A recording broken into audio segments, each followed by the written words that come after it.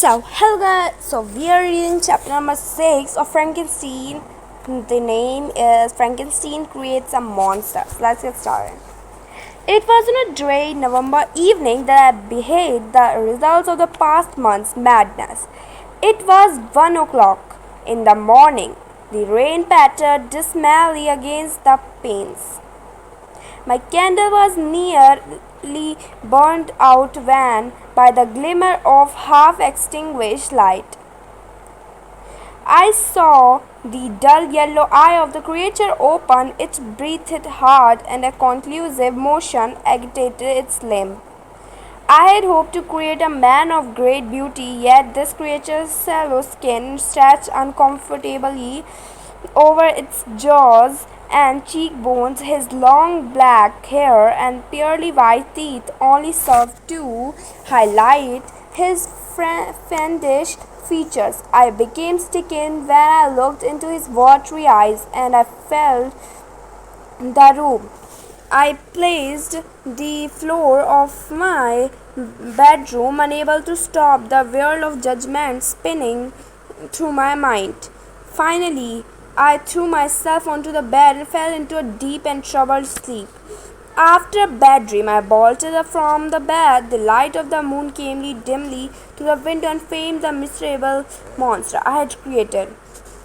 He held up the curtain of the bed, his eyes fixed on me, his jaw opened, and he muttered some sound, while a grin wrinkled his cheek.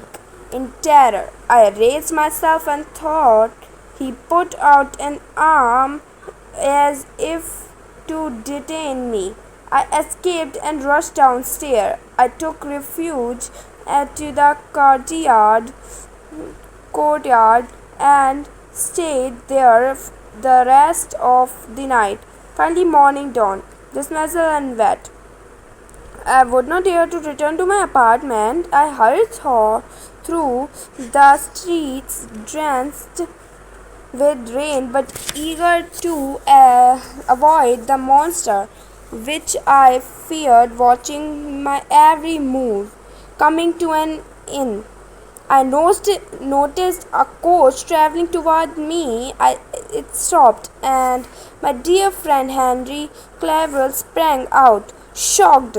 I thought this was also part of a nightmare. When I realized that it was indeed Henry, my mind was flooded with questions about my father, Elizabeth, and Geneva.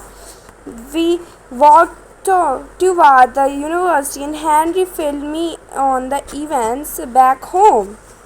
As we neared the university, I began to fear that the monster was still in my apartment. I told my friend to wait at the bottom of the stair. A cold shiver came over me when I opened the door, but there was no monster. I clapped my hands for joy and ran down to Henry. The servant brought breakfast, and we settled down to eat.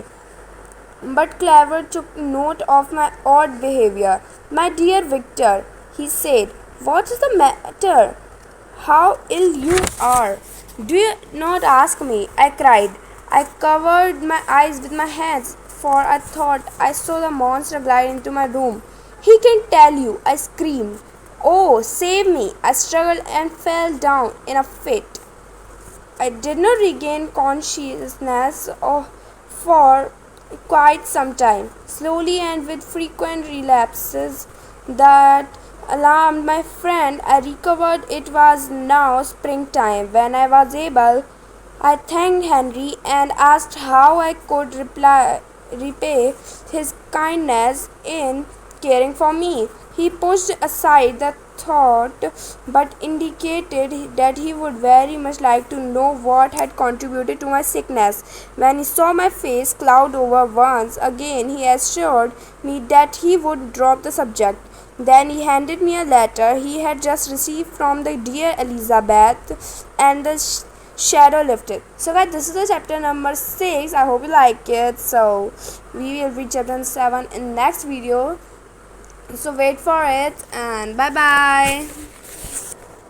And my Discord is open. Okay.